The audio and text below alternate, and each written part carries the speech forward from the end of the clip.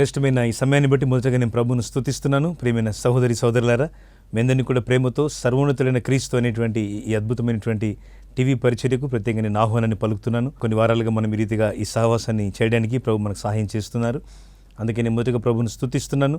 అందులోనూ లెంట్ ప్రత్యేకమైన దినాలు మనము ఆచరిస్తుండగా ఈ లెంట్లో ప్రాముఖ్యమైనటువంటి యేసు ప్రభు వారి యొక్క శిలువ మరణము, భూస్థాపన, ఆయన పునరుత్థానాన్ని గురించినటువంటి సంగతులు మన హృదయాలను ఎంతగానో అవి దర్శిస్తున్నాయి. నేను నమ్ముతున్నాను దేవుని వాక్యం ద్వారా మీ హృదయాల్లో కూడా ఒక గొప్ప నెమ్మది, ఆదరణ ప్రభు మీకు ఇవ్వాలని నేను ప్రార్థిస్తున్నాను. ఈ కార్యక్రమం చాలా నిరాటంకంగా అద్భుతంగా కొనసాగునట్లు మీ ప్రార్థనలు కూడా, మా పరిచర్ల కొరకు ప్రార్థనలు కూడా మీరు జ్ఞాపకం చేసుకోవాలని నేను కోరుకుంటున్నాను. రండి దేవుని వాక్యాన్ని మనం ధ్యానించుకుందాం. జకరియా గ్రంథం 9వ అధ్యాయం 9వ వచనం చదువుకుందామండి. సియోను నివాసులారా బహుగా సంతోషించుడి, యెరూషలేము నివాసులారా ఉల్లాసముగా ఉండుడి. నీ రాజు నీతిపరుడును రక్షణ గలవాడును దీనుడినై గాడిదను గాడిద పిల్లను ఎక్కి నీ యొద్దకు వచ్చుచున్నాడు. ఆమెన్. పిల్లరా, ఈ మటలాదివారి దినానికి సమీపంగా మనం వస్తుండగా ఈ సంతోషకరమైనటువంటి ఆనందకరమైనటువంటి దేవుని ఆరాధనను, మనం ఈ గొప్ప ఆనందాన్ని కూడా మనము ఈరోజు వేడుక చేయవలసిన వారమైనాం. మనం చూస్తే ప్రభు యొక్క రాకలో బెత్లెహేము నుండి కల్వరి వరకు సాతాను వెంబడిస్తూనే ఉన్నాడు. ఎవరిని? ప్రభువారిని, యేసు ప్రభువారిని. సాతాను పనెల్లా ప్రభు యొక్క శిలువ యాగాన్ని భగ్నం చేయడానికి వాడు పనిచేస్తున్నట్టుగా చూస్తాం. చాలా సమయాల్లో అదొకవేళ దోణిలో ప్రయాణించే సమయం అయితే తుఫాను చేత ముంచేయాలని, లేక ఒకవేళ ప్రభు తాను ఉన్నటువంటి స్థలంలో ఏదో ఒక రకమైన ఉపద్రవం ద్వారా నష్టం కలిగించాలని వాడు ప్రయత్నం చేస్తూనే ఉన్నాడు. ఆ విషయాలు కొన్ని గ్రంథస్థం చేయబడ్డాయి. మత్తయి సువార్తికుడు 21వ అధ్యాయము 7-10 వచనాల్లో ఈ మటలాదివారి దినాన్ని గూర్చిన ఆ సందర్భాన్ని రాస్తే, మార్కు సువార్తికుడు 11వ అధ్యాయం 7-11 వచనాల్లో, అలాగే లూకా సువార్తికుడు 19వ అధ్యాయం లూకా సువార్త 29-40 వచనం వరకు, అలాగే యోహాను సువార్తికుడు 12వ అధ్యాయం యోహాను సువార్తలో 12వ వచనం నుండి 15వ వచనం వరకు మనం చూసినట్టయితే ఈ విషయాల్లో దేవుని సన్నిధిలో ఈ యొక్క అద్భుతమైనటువంటి ఆర్భాటాన్ని, ఈ సంతోషాన్ని యేసు ప్రభు యెరూషలేము పట్టణానికి వస్తున్నటువంటి ఆ యొక్క సందర్భాన్ని ఉటంకిస్తూ శిష్యులు చాలా చక్కగా వాటిని రాసినారు. ఎందుకంటే వారి కన్నులారా చూస్తూ రాసినారు. పరిశుద్ధ గ్రంథం యొక్క ప్రత్యేకత ఏమిటంటే 40 మంది వేరువేరు కాలాల్లో వేరువేరు వందల వేల సంవత్సరాల కాల వ్యవధి ఉన్నటువంటి పరిస్థితుల మధ్య పరిశుద్ధాత్మ దేవుడు తన సేవకులను ప్రేరేపించి ప్రవక్తలను, అపోస్తలులను, సామాన్యులను దేవుడు సిద్ధపరిచి, అందులో జాలరులు కూడా ఉన్నారు, పౌలు లాంటి మహా విద్వాంసులు, మేధావులు ఉన్నారు, యెషయా, అబ్రహాము, నోహోవు లాంటి చాలా చాలా గొప్పవాళ్ళు కూడా ఉన్నారు. వీళ్ళందరినీ ప్రభు ఒకేసారి ఒకే పుస్తకం చదివినట్టుగా ఉంటుంది. దైవ గ్రంథం అది కలిసి ఉన్నట్టుగా ఉంటుంది. ఎక్కడ ఎలాంటి గ్యాప్స్ కనబడవు. అంటే ఎక్కడ కూడా ఏదో ఒక వెలితి అనేది కనబడదు. ఎందుకంటే ఇది సజీవమైన పుస్తకం, ఇది పరిశుద్ధ గ్రంథం, దేవుని వాక్యం. యేసు ప్రభు మనకి ఈ వాక్యాన్ని ఇచ్చినాడు. ఈ వాక్యం పాత నిబంధన యొక్క ఛాయారూపమే కొత్త నిబంధనలో మనం చూస్తూ ఉన్నాం. ఈ 2 నిబంధనలను దేవుడు మానవాళికి ఇస్తూ అంటున్నాడు. అందుకే మనం ప్రభువులలో పాలు పొందేటప్పుడు ఈ మాట సూచన చేయబడుతుంటుంది, జ్ఞాపకం చేయబడుతూ ఉంటుంది. ఇది అనేకుల కొరకే చిందింపబడుతున్న నా రక్తము, నేను మీతో క్రొత్త నిబంధన చేస్తున్నానని ప్రభు అంటున్నాడు. క్రొత్త నిబంధన, ఒక నూతనమైన నిబంధన. ఈ లెంట్లో ప్రత్యేకంగా ప్రభు యొక్క నిబంధనను మనం జ్ఞాపకం చేసుకొనిచున్నాం. ఆయన యొక్క ప్రేమను కూడా జ్ఞాపకం చేసుకొనిచున్నాం. దేవుడు ఇంకా మీ జీవితాలు రక్షణ ఇవ్వకపోతే మీరు త్వరగా రక్షణ పొందండి. యేసు ప్రభు యొక్క రక్షణను మీరు స్వీకరించండి. ఆయన నమ్మదగిన దేవుడు, నీతిమంతుడు. దేవుడు మీ జీవితాలు రక్షణ కలిగించాలని మేము ప్రార్థిస్తున్నాం. పిల్లరా, ఇప్పుడు దేవుని వాక్యం నుండి మనం మటలాదివారి దినం యొక్క ప్రత్యేకత గురించి వింటున్నాం. మట్టలు అనగా ఖర్జూరపు మట్టలండి. ఈ మట్టలను ఆనాడు ఆ ప్రజలంతా కూడా యెరూషలేము పట్టణస్థులు చెయ్యి ఇలా ఊపుతూ ఆ చేతుల్లో ఖర్జూరపు మట్టలను ప్రభు అయిన దేవునికి, దావీదు కుమారునికి జయమని వారు చక్కని జయ జయ ధ్వానాలతో అద్భుతమైనటువంటి దేవుని యొక్క ప్రేమను వారు చాలా గట్టిగా, సూటిగా, స్పష్టంగా వారు ప్రకటిస్తూ దేవుని ఆరాధిస్తున్నట్టుగా, యేసును ఆరాధిస్తున్నట్టుగా చూస్తాం. ఎందుకంటే మార్తా, మరియా, లాజరు సంభవాన్ని చూస్తే యోహాను సువార్త 12వ అధ్యాయంలో చూస్తూ ఉంటాము. అక్కడ లాజరు చనిపోయిన వాడై ఉన్నాడు. ప్రభు 11వ అధ్యాయంలో అతన్ని రక్షించినాడు, బతికించినాడు. జీవాధిపతి అయిన దేవుడు సమాధి వద్ద ఆ చనిపోయినటువంటి లాజరును పరామర్శించి, అంటే అక్కడ సుగంధ ద్రవ్యాలు వేసి వారి కుటుంబాన్ని పరామర్శించి పూలమాల లేసిపోవడానికి రాలేదు, కానీ లాజరును సజీవునిగా లేపడానికి వచ్చినాడు. ఆయన మానవుణ్ణి మరణకరమైన స్థితుల నుండి లేపడానికి ఈ లోకానికి వచ్చినాడు. చెప్పడానికి లాజరు జీవితం గొప్ప దృష్టాంతం ప్రియులారా. అందుకే జీవాధిపతి అయిన దేవుడు లోకాధికారి అయిన సాతాను అనేటువంటి మరణకరమైన దుష్టుడైనటువంటి సాతాను ప్రభు కలుసుకున్నాడు. ఆ దుష్టుని యొక్క చేతిలో ఉన్నటువంటి మరణం యొక్క ప్రభావంలో ఉన్నటువంటి లాజరును ప్రభు యేసు బ్రతికించి విడుదల చేసినాడు. ఆయన బ్రతికించే దేవుడు అండి, బ్రతికిస్తాడు. మనుషులందరినీ బ్రతికిస్తాడు, నిత్య జీవానికి వారసులుగా చేస్తాడు. ఆయనను విశ్వాసం ఉంచితే నీ జీవితంలో కూడా ఈ కార్యాన్ని చూడగలవు. దేవుని వాక్యాన్ని మనం గమనిస్తుంటే ఇక్కడ లాజరు చనిపోయిన వాడై ఉండగా ప్రభుత్వం బ్రతికించినాడు. ఇప్పుడు వాళ్ళు ఒక పెద్ద గొప్ప విందు చేసినారు. ఆ విందులో మార్తా, మరియా, లాజరు ఉన్నారు. లాజరు యేసు ప్రభుతో కూడా భోజనాన్ని కూర్చున్న వారిలో ఒకడట. చాలా అద్భుతమైన విషయం. బ్రతికించిన ప్రభువును చూడడానికి వచ్చారు, అంతేకాదు చనిపోయిన లాజరును చూడడానికి వచ్చినారు. చాలా ఆశ్చర్యకరమైన సంఘటన యోహాను సువార్త 12వ అధ్యాయంలో మనం చూస్తాం. ఇందాక మీకు చెప్పినట్టుగా మిగిలిన 3 సువార్తల్లో కూడా ప్రభు యొక్క ఈ మటలాదివారం దినపు ఆరాధనను గూర్చినటువంటి సంగతులు కూడా గ్రంథస్థము చేయబడ్డాయి. ఇప్పుడు అక్కడ ఆ విందులో చాలా గొప్ప అద్భుతమైనటువంటి ఆరాధన జరుగుతూ ఉంది. ఎందుకనగా మార్త ఉపచారం చేస్తూ ఉంది, మరియా ఆ విందులో అన్ని ఏర్పాట్లన్నీ చేస్తూ ఉన్నారు. అనేకులు వచ్చి ఆ ఆరాధనలో పాలు పొందుతూ ఉన్నారు. విందు అనగా దేవుని ఆరాధన, భోజన పదార్థాలే కాదు. భోజనమే మన జీవితానికి ముఖ్యం కాదు, భోజనం చేయాలి. కానీ ఈ రోజుల్లో చాలా చోట్ల భోజనానికి ఇచ్చిన ప్రాధాన్యత ప్రార్థనకి ఇవ్వట్లేదు. కొంతమంది ఆదివారం చర్చికి ఎందుకు లేట్ వస్తారంటే భోజనం తయారు చేసుకోవడం చాలా లేట్ అయిపోతూ ఉంటుంది. అదే ఒకవేళ ఆరాధన సమయం తర్వాతనో లేక సాయంకాలమో మంచి ఆహారాన్ని తయారు చేసుకుంటే తప్పేం లేదు. కానీ ఎందుకు ఆరాధన సమయాన్ని సగం మిస్ అవుతూ ఉంటారు. కొంతమంది ఆరాధన వర్షిప్ టైం ఒక 3 గంటలు సంఘంలో ఉంటే 1 గంటన్నర మిస్ అయిపోతారు.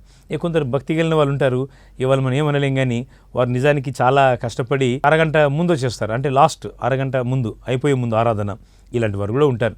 ఏదో అననుకూల పరిస్థితిని బట్టి సంభవించిన కొన్ని ఇబ్బందులు మనుషులుగా సహజమే, వాటి గురించి కాదు. కానీ ఎందుకో సిద్ధపాటు లోపిస్తూ ఉంది. చాలా కుటుంబాలు ఈరోజు అలాంటి భయభక్తులు లోపిస్తూ ఉన్నాయి. ఆరాధన సమయానికంటే ఒక అరగంట ముందుగా మీ స్థానిక సంఘంలో మీరు ఆరాధించే దైవ మందిరంలో మీరు ఆ పరిచర్యలో చేయుతనివ్వడం చాలా దీవెనకరం. ఒకవేళ అది పాటలు పాడే పరిచర్య అయినా, ఆరాధన సహవాస పరిచర్య అయినా, ఒకవేళ మీకు అవకాశం ఉంటే వాయిద్యాలు వాయించే పరిచర్య అయినా, లేక ఇలాంటి టెక్నికల్ పరిచర్య అయినా, ప్రసారం చేసేటువంటి వాక్యాలు ప్రార్థనలు ఈరోజు యూట్యూబ్లో, ఫేస్బుక్లో, ఇంక ఇతరమైన ఛానల్స్లో ప్రసారం చేయడం, లేక మీ చర్చ్ యొక్క సంబంధించిన ఎక్విప్మెంట్ ద్వారా అనేకులకు అందించడం ఇత్యాది, ఇవన్నీ కూడా సక్రమంగా అందించబడడానికి చాలా విధాలుగా పనిచేయాల్సిన రోజుల్లో మనం ఉన్నాం. ఇది క్రీస్తు కొరకు పనిచేసే కాలం ప్రియులారా. అందుకే ఈ మటలాదివారం దినము ఒక గొప్ప అద్భుతమైన ఆరాధన మనకు గుర్తు చేస్తూ ఉంది. ఎప్పుడో కొన్ని సంవత్సరాల క్రితం, అంటే కొన్ని వందల సంవత్సరాల క్రితము యేసు ప్రభువారి యొక్క రాకకు ముందుగా దేవుడు జకరియా ప్రవక్తకు దేవుడు బయలుపరుస్తున్నాడు. చదవండి జకరియా పుస్తకం 9వ అధ్యాయం 9వ వచనంలో, సియోను నివాసులారా బహుగా ఉల్లసించుడి, యెరూషలేము నివాసులారా ఉల్లాసముగా ఉండుడి. నీ రాజు నీతిపరుడును రక్షణ గలవాడును దీనుడినై గాడిదను గాడిద పిల్లను ఎక్కి నీ యొద్దకు వచ్చుచున్నాడు. ఇక్కడ ఒక అద్భుతమైన ఆరాధనను మీరు గమనించండి. ఒక శ్రేష్టమైన ఆరాధన దేవుడు ప్రవక్త జకరియాకు బయలుపరుస్తున్నాడు. పాత నిబంధనల ప్రవక్తలలో జకరియా అనబడిన ప్రవక్త కూడా ఒకరు. ఆయనకి ప్రభు తాను మటలాదివారం దినాన ఏ రకమైన ఆరాధన పొందబోతున్న యెరూషలేములో ప్రభు ముందుగా చూపుతూ ఉన్నాడు. ఎంత ఆశ్చర్యమైన విషయం. ఆ యొక్క మటలాదివారం దినానికి ముందుగా మరి ఈ సంగతులు కొన్ని వందల సంవత్సరాల ముందే దేవుడు ప్రవక్తకు బయలుపరుస్తూ ఉన్నాడు. మనకి ఈరోజు బయలుపరచబడిన మహిమ మధ్య మనం కూడా ప్రభును ఆరాధించబద్దులమై ఉన్నామండి దేవుని సన్నిధిలో. మనం అందుకే ప్రభు ఆరాధన నిర్లక్ష్యం చేయకూడదు. ఇప్పుడు యేసు ప్రభు వారి శిష్యులను సిద్ధపరుస్తూ ఉన్నారు. బేతనియా, బేత్పగే అనబడినటువంటి గ్రామాల వద్దకి అక్కడికి వెళ్ళండి. అక్కడ ఒక ఇంటి దగ్గర ఒక గాడిద, ఆ గాడిద పక్కన ఒక గాడిద పిల్ల కూడా ఉంటుంది. ఆ రెండు మీరు తీసుకొని రండి. మీరు తీసుకొని వచ్చినప్పుడు వాళ్ళు అడుగుతారు మిమ్మల్ని, ఇది ఎందుకు మీరు మా గాడిద పిల్లలు విప్పుతున్నారంటే మీరు చెప్పండి, ఇది ప్రభువునకు కావలసి ఉన్నది అని చెప్పండి అని ప్రభు చెప్పారు. శిష్యులు వెళ్ళారు ఊరిలోకి. బేతనియా, బేత్పగే అనబడిన ఆ గ్రామానికి వెళ్ళి అక్కడ గాడిద పిల్ల కనబడగానే దాన్ని విప్పబోతున్నారు. ఆ ఇంటి వాళ్ళు ఊరుకుంటారా? అదే వాళ్ళ పశువులు కదా అవి. వాళ్ళు వెంటనే అడుగుతున్నారు, ఎవరండి మీరు, ఎందుకు తీసుకెళ్తున్నారు మా పశువులను అడుగుతున్నారు. ఎవరు మీరు అడుగుతా ఉంటే వీళ్ళు చెప్పారు, అమ్మ అయ్యా ఇది గమనించండి, ఇది ప్రభువునకు కావలసి ఉన్నది. ఇది ప్రభువుకు కావలసి ఉంది అనగానే వారు మరుమాట మాట్లాడకుండా పంపించి వేస్తూ ఉన్నారు. ఎంత ఆశ్చర్యమైన విషయం. పూర్వకాలం ఈ గాడిదలు చాలా ఇంపార్టెంట్ ప్రయాణ సాధనాలు. ఒకప్పుడు ఈ మోటార్ సైకిల్స్, కారు లేని రోజులు కనుక అప్పుడు ఈ వాహనాల మీద నడిచేది. ఎడారి ప్రాంతాల్లో ఎడారి ఓడ అనబడేటువంటి ఒంటెలు లేక గృహ సంబంధమైనటువంటి ఈ గాడిదలు, వీటి మీద ప్రజలు తమ ప్రయాణాలని చేసేవారు. వాహనం అంటే ఆ రోజులు ఇదే అనమాట, ఇంకా వేరే వాహనాలు అంటూ లేవు. ఎందుకంటే అప్పుడు ఇంకా ఈ మనం చూసేటువంటి ఈ ప్రస్తుతపు మెకానిజం, ఈ మోటార్ ఆటోమొబైల్స్ అప్పుడు లేదు కనుక జంతువుల మీదనే ఎక్కువగా ప్రజలు తమ ప్రయాణాలు సాగించేవాళ్ళనమాట. కాబట్టి ఇప్పుడు వారి యొక్క ప్రయాణ సాధనాన్ని తీసుకొని పోతా ఉంటే వీళ్ళు ప్రభువుకు కావలసిందని చెప్పగానే శిష్యులు ఆ ఇంటి వాళ్ళు పంపించి వేస్తూ ఉన్నారు. అలాగే తీసుకెళ్ళండి అంటున్నారు. ఎంత ఉదాత్తమైన మనసు, ఎంత మంచి మనసు. ప్రభువునకు కావలసి ఉన్న వాటిని ప్రభువుకి ఇవ్వడానికి వెనుకంజ వేయడం లేదు. ఈరోజు ప్రభు మనల్ని ఏమడుగుతున్నాడు? తన కొరకు సాక్షిగా నేను ఉండమనే కదా ఆయన కోరింది. ఆయన కొరకు నువ్వు ఒక మంచి సాక్షిగా ఉండాలి. సహోదరుడా, నీ కుటుంబం మంచి సాక్షిగా ఉండాలి. దేవుని సన్నిధిలో నీ కుటుంబం ఒక క్రైస్తవ కుటుంబంగా, ఒక భక్తి కలిగిన కుటుంబంగా, దేవునికి అప్పగించిన పనుల్లో, బాధ్యతల్లో, దేవునికి ఇచ్చిన విశ్వాస పరిమాణంలో నువ్వు ఒక నమ్మకమైన వ్యక్తిగా నువ్వు ఉండాలి. నీ ఇంట్లో నీ కుటుంబం, నీ భార్య, నీ పిల్లలు దేవుని యొక్క విశ్వాసములో వారు ఒక మంచి కుటుంబంగా, క్రైస్తవ కుటుంబంగా వారు కట్టబడాలి. అది ఎలా సాధ్యం? మాట్లాడితే సాధ్యమా? కాదే. ప్రయాసపడాలి, కష్టపడాలి. దేవుని వాక్యం నీ ఇంట్లో ఉండాలి, నీ పిల్లలకు కూడా నేర్పించాలి. కొంతమంది కొంతకాలం తర్వాత మళ్ళీ లోకంలోకి వెళ్ళిపోయే కొన్ని రకాలైన విషయాలు వింటూ ఉంటాం అడపదడప. అందరు అట్లా ఉండరులేండి, కొంతమంది ఉంటారు అట్లా. అందరు అట్లా ఉంటే సంఘాలు ఎలా ఉంటాయి? ఉండవు కదా అట్లా. ఆ విధంగా అందరి సంఘంలో అట్లా భ్రష్టులుగా ఉండిపోతే దేవుని సంఘం ఎలా విస్తరిస్తుంది? ప్రభు ఎలా వాటిని ఒప్పుకుంటాడు? కొంతమంది మధ్యలో తమ విశ్వాసాన్ని విరమించుకుంటారు, కొంతమంది మానేస్తారు. అందుకే భక్తుడు రాస్తూ పౌలు భక్తుడు హెబ్రీ పత్రికలు అంటాడు కదా, మరి కొందరు మానుకొని చిన్నట్టుగా సమాజంగా కూడట మానొద్దు అంటాడు. ఒకరినొకడు హెచ్చరించాలంటాడు. దేవుడు హెచ్చరిస్తాడు కొన్నిసార్లు సేవకుల ద్వారా, మాలాంటి సేవకుల ద్వారా. దేవుడు కొన్నిసార్లు తన అపోస్తలుల ద్వారా, తన సువార్తికుల ద్వారా, కాపురుల ద్వారా అనేకమైనటువంటి రీతులుగా దేవుడు హెచ్చరిక చేస్తాడు. ఎందుకంటే నువ్వు బాగుండాలని, నువ్వు రక్షణలో బలపడాలని, నీ కుటుంబం ఒక మంచి శ్రేష్టమైన విశ్వాస సంబంధమైన ప్రయాణమును పౌలు వలె నా పరుగు కడముట్టించితే నీ విశ్వాసమును కాపాడుకుంటుని ఇక మీద నా కొరకు నీతి కిరీటం ముంచబడిందని పౌలు చెప్తున్నాడు. ఇదండి విశ్వాసం అంటే. రక్షణ పొందడం గొప్పేం కాదు, పొందాలి, కొనసాగించాలి, మధ్యలో విరమించొద్దు. ఏదో కారణాలు ఉండొచ్చు, చాలామంది చాలా కారణాలు ఉంటాయి, అక్కర్లేదు. కారణాలు వినడానికి ఇక్కడ ఎవరు సిద్ధంగా లేరు. ప్రభు మనకి ఇచ్చిన రక్షణ గొప్పదండి. ఈ రక్షణ మనం చాలా జాగ్రత్తగా కాపాడుకోవాలి. దేవుని వాక్యం అంటోంది, దేవుడు మీకు ఇచ్చిన ఈ రక్షణను మీరు చాలా భయముతో వణుకుతో కొనసాగించినని పౌలు ఫిలిప్పీ పత్రికలో సంఘానికి హెచ్చరిక చేస్తున్నాడు. భయముతో కొనసాగించాలి రక్షణ. ఇష్టానుసారంగా కాదు, తోచినట్టుగా కాదు, ఏదో విషయాలు కొన్ని విని అలా ఇలా నడవడం కాదు. వాక్యము ఆదేశించిన మీదట ఆదేశించిన విధముగా దైవ సంబంధమైన ప్రణాళికలో దేవుని కొరకు ఈ యొక్క ఖర్జూరపు మట్టలు చేతబట్టుకొని ఆరాధించే పరలోక సియోనులో మరి 7వ అధ్యాయం ప్రకటన గ్రంథంలో రాయబడిన రీతిగా ఆ గొప్ప జనసమూహం ప్రభువును ఆరాధిస్తుందట. వారి చేతుల్లో కూడా ఖర్జూరపు మట్టలు ఉన్నాయట. యోహాను రాస్తూ పద్మసు ద్వీపంలో పరవాసి అయి పరలోక వైభవాన్ని చూస్తూ అంటున్నాడు కదా. అటు తర్వాత నేను చూడగా ప్రకటన 7:9, ఇదిగో ప్రతి జనముల నుండి, ప్రతి వంశముల నుండి, ఆయా భాషలు మాట్లాడు వారిలో నుండి వచ్చి ఎవడునూ లెక్కింపజాలని ఒక గొప్ప సమూహము కనబడెను.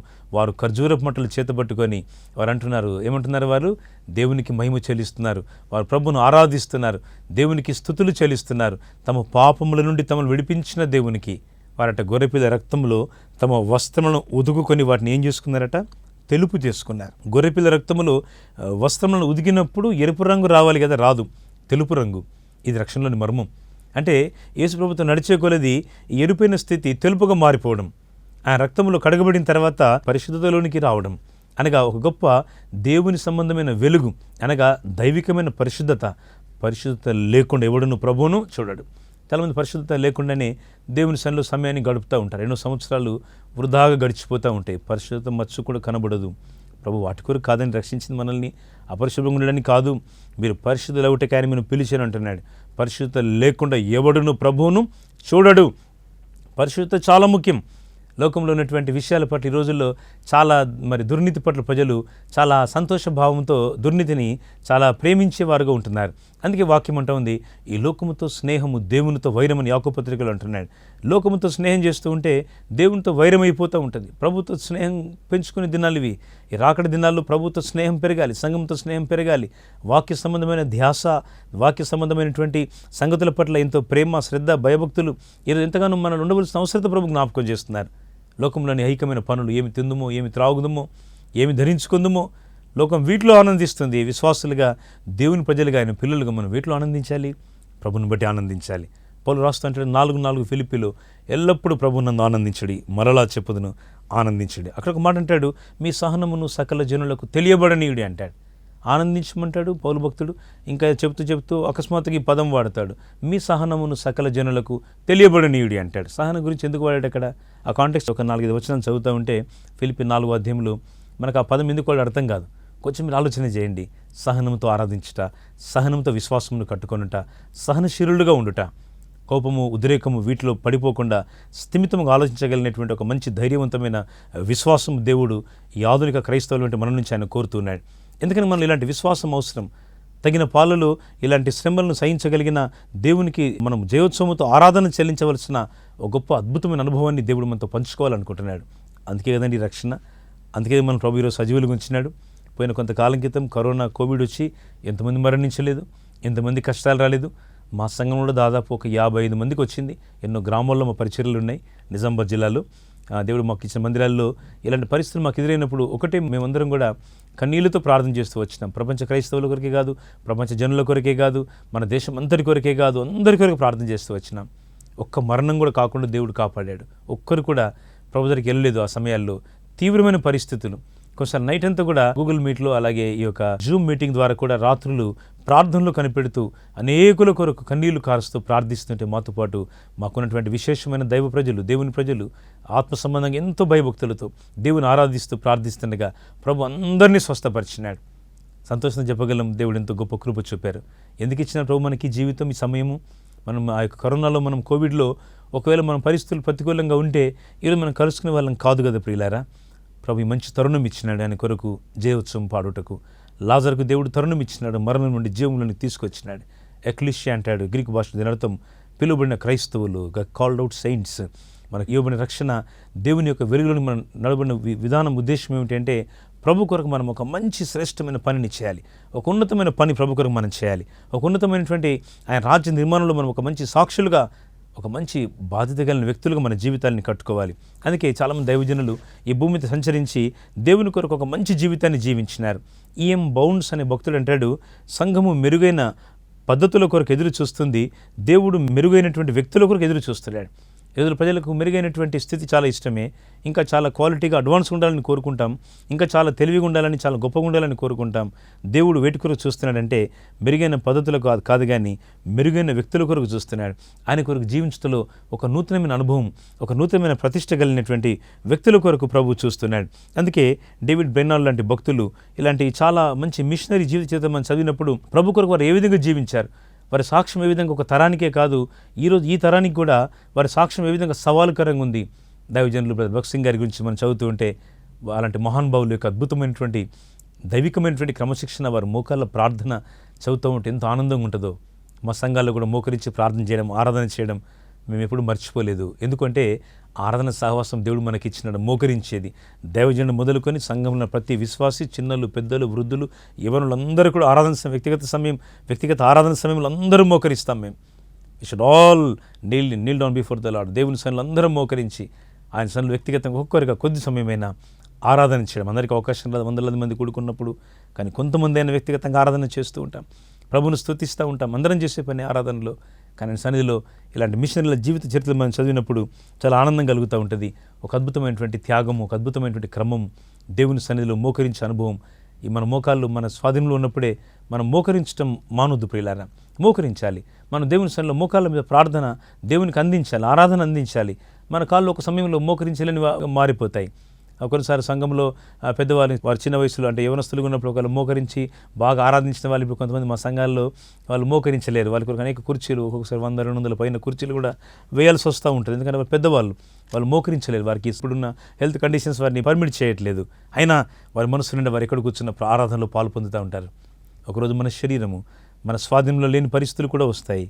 అయితే ఒక మాట, మన శరీరం మన చేతుల్లో ఉంటుండగా ప్రభు కొరకు మనం మోకరించాలి, ఆరాధనలు మోకరించాలి. పరిచర్య కొరకు మనం దేవుని కొరకు చాలా సంతోషభరితులమే ప్రభు కొరకు మనం ముందుకు సాగవలసిన విషయాన్ని ఈ మట్టలాదివారం మనకు జ్ఞాపకం చేస్తూ ఉంది.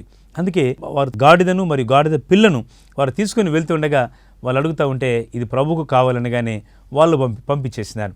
ఇక ఇప్పుడు వారు తీసుకుని ప్రభు దగ్గరికి వస్తూ ఉంటే ప్రభు ఆ గాడిద పిల్ల మీద ఆసీనుడైనాడు. అసలు గాడిద అనే అంశం మనం చూస్తూ ఉంటే గాడిదను జనరల్గా ఈ ప్రయాణ సాధనంగా వాడేవాళ్ళు తప్ప దాన్ని పెద్దగా ఎవరు కూడా చాలా ప్రేమగా చూసే జంతువు కాదు. అందులోనూ అది కొంచెం దురుసుగా ప్రవర్తించే జంతువు. అది ఒక్కొక్కసారి కరిచినట్టుగా, మాట్లాడినట్టుగా ఆ స్వరము కూడా, ఆ వాయిస్ కూడా సరిగా అనిపించిన విధంగా ఉంటుంది కొన్నిసార్లు. ఈవెన్ దో అయినప్పటికీ కూడా యేసుప్రభు ఎవరు పట్టించుకొని గాడిదను ఆయన పట్టించుకుంటున్నాడు. ఆయన గాడిద మీదకి వచ్చినాడు, గాడిద పైన కూర్చున్నాడు. గనులైన వారి వస్త్రాలన్నీ గాడిద పాదముల కిందికి వస్తూ ఉన్నాయి. ఆ చెట్లు కొమ్మలు నరిగినారు. రకరకాలైనటువంటి ఆ యొక్క విలువైనటువంటి మంచి కార్పెట్స్, మంచి దుస్తులన్నీ కూడా, మంచి బెడ్షీట్స్ అన్నీ కూడా ఆ చెట్ల కొమ్మల పైన పరిచినారు. ఇప్పుడు గాడిద చాలా చక్కగా నడుస్తూ ఉంది. ఆ గాడిద మునుపెన్నడు చూడనంత జనసందోహం మధ్య, లక్షలాది వేలాది ప్రజల మధ్య ప్రభు ఆ గాడిద పైన నడుస్తూ ఉండగా అందరూ కేకలు వేస్తూ ఉత్సాహంగా నినాదాలు చేస్తూ ప్రభును స్తుతిస్తున్నారు, ఆరాధిస్తున్నారు. హోసన్నా దావీదు కుమారునికి జయము, ప్రభు పేరిట వచ్చేసిన రాజు స్తుతింపబడునుగాక. ఆనందకరమైన అద్భుతమైనటువంటి సంభ్రమాశ్చర్యాలతో పట్టణం యెరూషలేము అంతా కూడా వీధిలో అద్భుతమైన ఆరాధనలు జరుగుతూ ఉన్నాయి. గాడిదకు తెలుసు, గాడిద అది అల్పమైన జంతువే, కానీ ప్రభు ఆ గార్ధబం పైన ఉన్నారు. మరి ఈరోజు మన జీవితాలు గొప్పతనం ఏమిటంటే కేవలం ప్రభువుని బట్టి. ఆయన మనతో ఉన్నాడు, మనలో ఉన్నాడు. ఆయన మనల్ని నడిపిస్తున్నాడు, ఆయన మనల్ని పరిపాలిస్తున్నాడు, ఆయన మనకు క్షేమమునిస్తున్నాడు, ఆయన మన పట్ల ఉన్నతమైన ప్రణాళిక కలిగి ఉన్నాడు. ఈ ప్రణాళిక ఎంత గొప్పదో కదా. అందుకే ఈ ప్రణాళిక తలపోసుకున్నప్పుడు మనము కూడా శ్రద్ధతో, భక్తితో, విశ్వాసంతో ప్రభువును ఆరాధించగలం, స్తుతింపగలం. మన యోగ్యత కాదు, గొప్పతనం కాదు. అనేకుల యొక్క ప్రముఖుల యొక్క వస్త్రాలు, వారి తలపాగాలు ఆ యొక్క గార్ధబం కిందికి వస్తున్నాయి. విలువైనటువంటి చాలా కాస్ట్లీ బెడ్షీట్స్ అన్నీ కూడా, విలువైనటువంటి క్లోతింగ్ అంతా కూడా, కాస్ట్లీగా ఉండే దుస్తువులన్నీ కూడా, బెడ్షీట్స్ లాంటివి, లేక అన్ని రకాల దుస్తులన్నీ కూడా ఆ గార్ధబం కిందికి వస్తున్నాయి. ప్రభును ఆ గార్ధబొమ్ము మోస్తుంది కనుక సాధ్యమైంది. యేసు ప్రభువులోనికి వచ్చిన తర్వాత ఆయనను నువ్వు కలిగి ఉంటే, ఆ ప్రభువును శిరస్సుగా నువ్వు కలిగి ఉంటే, ఆయన చిత్తంలోని జీవితాన్ని కట్టుకుంటే, జీవితంలో అనేకమైన నువ్వు సాధించలేని వాటిని ప్రభు నీకు సాధించి నీకు ఇవ్వగలడు. ఆయన నీకు ఇవ్వగల దేవుడు. ఆయన నీతో ఉండగలిగితే, ఆయనను ప్రేమించి ప్రభువును నా జీవితంలోనికి రమ్ము అన్ను పిలవగలిగితే, ఈ రక్షకుడు నీ ప్రభువుగా ఉంటాడు, ఈ రక్షకుడు నీ దేవుడుగా ఉంటాడు. అందుకే ఇప్పుడు ఈ గార్ధబొమ్మ కాళ్ళ కింద ఎన్నో రకాలైనటువంటి చెట్టు కొమ్మలు, ఎన్నో రకాలైన దుస్తులన్నీ కూడా, విలువైనవన్నీ కూడా వస్తూ ఉన్నాయి. ఆ పట్టణం అంతా కోలాహలంగా మారింది. యెరూషలేము పట్టణం అంతా ఆనందమే. దావీదు కుమారుడు రక్షకుడు వచ్చినాడు. ఇక్కడ యేసు ప్రభువు యొక్క రాకలో యెరూషలేము పట్టణం యొక్క జయోత్సవములో దావీదు పేరు ప్రముఖంగా ప్రస్తావించబడతా ఉంది. ఎందుకంటే ఆ పట్టణం పేరే దావీదు పట్టణం. ప్రభు మా కృపను బట్టి నేను యెరూషలేము పట్టణానికి వెళ్ళాను. అక్కడ హోలీ ల్యాండ్ టూర్లో భాగంగా అక్కడ వెళ్ళే అవకాశం ప్రభు ఇచ్చారు. యెరూషలేము పట్టణం నడుస్తూ ఉంటే దాదాపు ఒక 9 కిలోమీటర్ల పైనే, లేక 11 కిలోమీటర్ల పైనే నడుస్తూ ఉన్నాం మేము. ఆ పట్టణం అట్లా నడుస్తూ ఉంటే అది ఎటు చూసినా అయిపోవట్లేదు. పట్టణం చాలా పెద్ద పట్టణం, అది చాలా బిగ్ సిటీ. ప్రపంచంలో అనేక కోట్లాది మంది ప్రజలు అక్కడికి వస్తూ ఉంటారు ప్రతి సంవత్సరం కూడాను. అక్కడికి వెళ్ళని ప్రభు సహాయం చేసినారు. ఆ పట్టణ వీధులు నడుస్తుండగా ఈ మాటలు నా మనసులో బాగా జ్ఞాపకం వస్తూ ఉన్నాయి. ఎందుకనగా ఆ సమయంలో అక్కడ జ్ఞాపకం చేసుకున్నాను, ప్రభు ఇంత గొప్ప విజయోత్సవంలో ఒక మనిషిని పేరు ముందు పిలువబడుతున్నాడు. దావీదు కుమారుడు అంటున్నారు ఆయనను. అబ్రహాం, ఇస్సాకు, యాకోబుల దేవుడు మటలాదివార దినాన ఈ అద్భుతమైన సంరంభంలో దావీదు కుమారుడుగా పేర్కొనబడుతున్నాడు. దావీదుకు ప్రభుకు అంతటి అవినాభావ సంబంధం ఉందా? ఉన్నదండి. ప్రభు దావీదును ప్రేమించినాడు. దావీదు ప్రభును ఎంతగానో ప్రేమించినాడు. It is రెసిప్రకల్. ప్రభుని ప్రేమించడం, ఈ విషయాలు వింటున్నావు కానీ నువ్వే ప్రభుని ప్రేమించగలవు, నీవే ప్రభు యొక్క పరిచర్ను ప్రేమించగలవు, నువ్వెప్పుడు దేవుని యొక్క రాజ్యం కట్టే పనిలో, దేవుని యొక్క రాజ్య విస్తరణలో నువ్వు ప్రభుకు ప్రియమైనటువంటి బిడ్డగా నువ్వు ఎప్పుడు ఉండగలవు? కొందరికి తమ జీవితమే, తమ పనులే తమకు చాలా ప్రాముఖ్యం. దైవసేవను కానీ, స్థానిక సంఘాన్ని కానీ, దేవుని పరిచర్యను కానీ, ఇలాంటి అద్భుతమైనటువంటి టీవీ పరిచర్యలు కానీ, దేవుని యొక్క రాజ్యం కట్టబడేటువంటి వివిధ పరిచర్యలు కానీ చాలామంది పట్టించుకోరండి. లోకంలో వారికి ఉన్నటువంటి పనులు వారిని తరుముతూ ఉంటాయి. వారికి చాలా బిజీ షెడ్యూల్లో ఉంటారు. దేవుని మందిరాన్ని మర్చిపోయేవారు చాలామంది ఈరోజు కోకొల్లలుగా ఉన్నారు. అయితే ఈ పూట దేవుని దాసునిగా మీ జ్ఞాపకానికి నేను తేగోరుతున్నాను వినయపూర్వకంగా. దేవుని సన్నిధిలో మీరు నిర్లక్ష్యం చేయొద్దండి. దేవుని సంగతులు నిర్లక్ష్యం చేయొద్దు. దేవుని రాజ్యాన్ని నిర్లక్ష్యం చేయొద్దు. దేవుని మందిరాన్ని నిర్లక్ష్యం చేయొద్దు. దేవుని యొక్క సేవలో మీరు ఒక మంచి పనిముట్లుగా, ఒక అద్భుతమైనటువంటి సువార్థికులుగా దేవుని యొక్క రాజ్యాన్ని మరి యెరూషలేములో ప్రభు ఏ విధంగా అయితే జయోత్సవంతో ఆయన ఊరేగింపబడ్డారు, మీ కుటుంబాల్లో యేసు ఊరేగింపబడాలి. మీ సంఘములో యేసు ప్రభు యొక్క నామం ఘనంగా ఇచ్చబడాలి. అవుట్ రీచ్ పరిచర్యలు, సంఘ పరిచర్యలు, గృహ కూడికలలో, సంఘ కార్యక్రమాల్లో, అనేకులకు సుదూర ప్రాంతాల్లో మరి చేరలేని వారికి ఇలాంటి టీవీ పరిచర్యల ద్వారా దేవుడు ప్రపంచ తెలుగు జనులందరికీ వాక్యాన్ని పంచుతున్నాడు. ప్రపంచమంతా వాక్యాన్ని వింటూ ఉంది ఈరోజు. కారణం ఏమిటంటే యేసు ప్రభు యొక్క ప్రేమ, ఆయన యొక్క గొప్ప ఉన్నతమైనటువంటి గొప్ప రక్షణ సంకల్పం, మానవ జాతి పట్ల దేవుడు కలిగి ఉన్న ఈ అమితమైనటువంటి గొప్ప ప్రేమను ఈరోజు ప్రభు మళ్ళీ మనకు గుర్తు చేస్తున్నాడు. మీకు జ్ఞాపకం చేయగలుగుతున్నాము. ఆ యొక్క అద్భుతమైనటువంటి ఆ మటలాదివార దినం, ఆ ఖర్జూరం మట్టలు చేతబట్టుకున్నారట. మీ కింద జ్ఞాపకం చేసినట్టు ప్రకటన 7:9 చూస్తున్నాం కదా. ఖర్జూరం మట్టలు చేతబట్టుకుని పరలోకంలో కూడా ఒక దివ్యమైన ఆరాధన జరుగుతూ ఉంది. ఆ జనసమూహం యొక్క లెక్కెంత అంటే అక్కడ చెప్తా ఉన్నది దేవుని వాక్యము, ఎవడును లెక్కింపజాలని గొప్ప జనసమూహం అంటున్నాడు. ఎవడు లెక్కబెట్టలేడట. ప్రపంచంలోని ఏ వస్తువు, ఏ టెక్నాలజీ కూడా పరలోక వాసులను గణింపలేకపోతూ ఉంది. భూమి మీదకి వచ్చినటువంటి పరలోకానికి వెళ్ళిపోయిన పరిశుద్ధులు, శ్రమలతో పీడింపబడిన పరిశుద్ధులు, యేసు కొరకు త్యాగముతో తమ ప్రాణాలను ఇచ్చినటువంటి పరిశుద్ధులు, దేవుని కొరకు సాక్షాత్తంగా తమ జీవితాలను కట్టుకున్నటువంటి పరిశుద్ధులు ఎంతమంది? ఎవడూ లెక్కించలేనంత మంది, కోటాను మంది ప్రభుని సేవించేవారు పరలోకానికి చేరి ఉన్నారు. నిలబడిన శేషమైన మనము దేవుని కొరకైన భారము, దేవుని కొరకైనటువంటి ప్రేమతో మనం ఈ తరాన్ని ప్రభు కొరకు, దేవుని రాజ్యం కొరకు మనం ఎంతగానో మనం జీవించవలసిన విషయాన్ని దేవుని దాసంగా నేను మీకు మనవి చేస్తూ ఉన్నాను.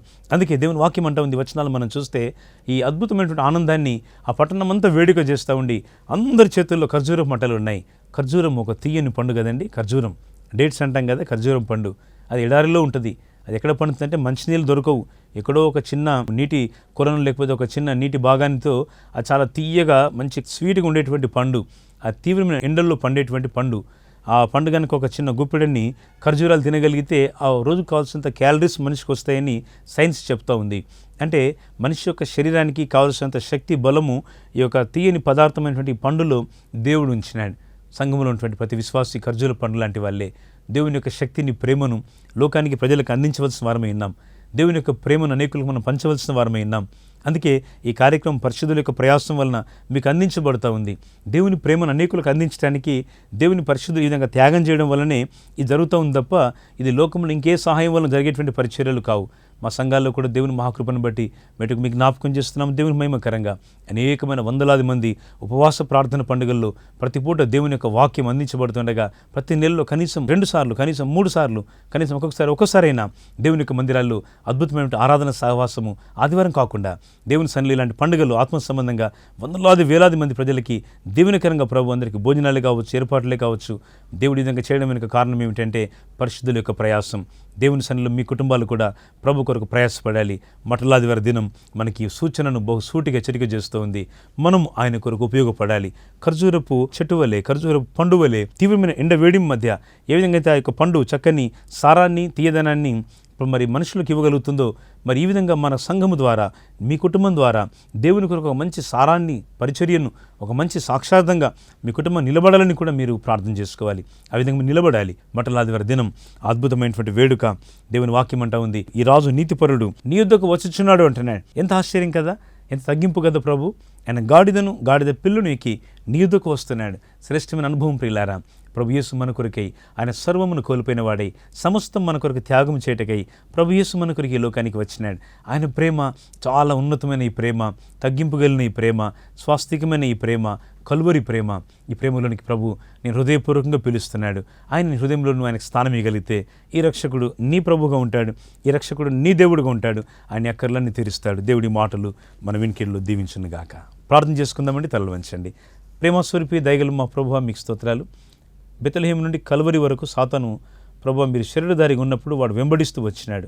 అయితే వాడేమీ చేయలేకపోయినాడు. మరణము అనేటువంటి ఆ కల్వరి అనుభవానికి వాడు ఒకవేళ ప్రభువా మరి నడిపించగలిగినా మీరు ప్రభువా సాతాను యొక్క ముళ్ళును విరిచి మరణమును జయించి పునరుత్థానుడై తిరిగి లేచి ఉన్నారు. మీరు తిరిగి లేచినందుకు స్తోత్రం. యెరూషలేము పట్టణమంతా జయోత్సవంతో ప్రభు ఊరేగింపబడినందుకు స్తోత్రం. ఈరోజు మీ వాక్యం ప్రపంచమంతా దేవ ఆర్భాటంగా ప్రకటించబడుతుండగా మీకు స్తోత్రం. మీరు పునరుత్థానుడుగా తిరిగి లేచినందుకు స్తోత్రం. ఇంకెవరి జీవితాల్లో ప్రభు పునరుత్థాన అనుభవం లేదో మా పిల్లల కట్టి రక్షణ భాగ్యాన్ని మీరు దయచేయండి.